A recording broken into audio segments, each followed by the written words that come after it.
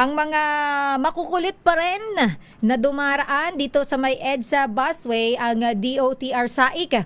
Wala nang mahuling dumaraan sa EDSA busway dahil po sa NCAP. Ayan! Tumitino talaga pag alam na mayroong nakakakitas sa kanila. Alamin natin ang buong detalye, RH5, Val Gonzalez. Val, may mga nakabantay pa rin ba dyan kahit may NCAP na tayo, Val?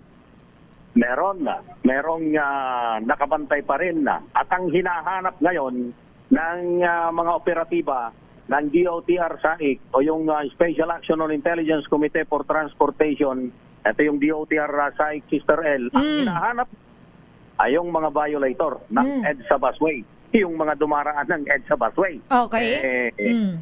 Ito ay dahil sa mahigit 2 oras nang nagsasagawa ng operasyon. Itong mga operatiba ng SAIC. Pero, Sister L, wala silang mahuling dumaraan. Wala. Dito sa exclusive lane.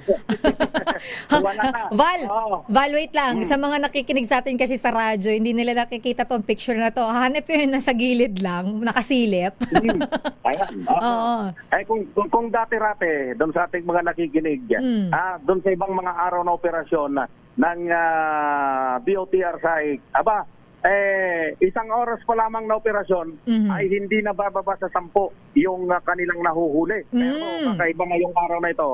Dahil sa mahigit 2 oras na pagsasagawa ng operasyon, wala silang mahuling dumaraan dito sa exclusive lane para sa mga bus. Sabi nitong si DOTR SAIC Media Coordinator Kim Asis, nag-iingat na sa pagdaan sa EDSA bus carousel ang mga motorista, lalo na ang mga motor rider. Ito niya ay walang ibang dahilan kundi sa takot sa umiiral na non-contact apprehension policy o NCAP. Yan yung kagandahan.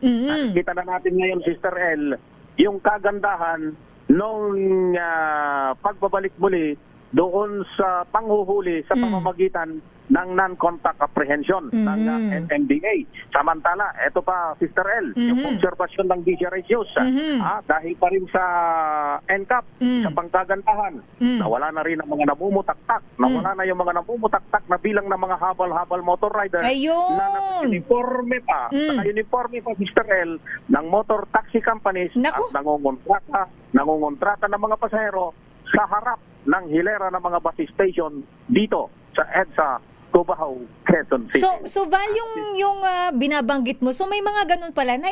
Alam ba to, aware ba dito ang LTO dito sa mga nagpapanggap na motor motor taxi, 'di ba? Yung mga katulad nitong Joyride, Angkas. So mga nagsusuot lang sila tas nangungontrata, nagsusuot lang nung long sleeve, 'di ba? Long sleeve ang suot nila diyan Gusto ko yung binanggit mong nagpapanggap dahil yun talaga yung akmang salita para sa kanila. Ito yung naka-uniforme, yung mahabang damit na nakalagay yung motor taxi company dun sa kanilang mga suot-suot.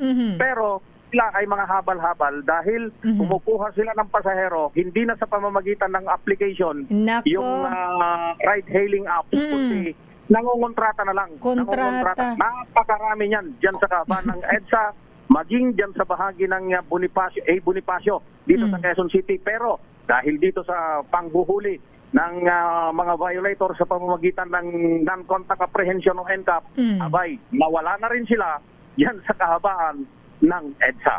Ako si Val Gonzalez, DZRH, una sa Pilipinas, una sa Pilipino. Daming bayan.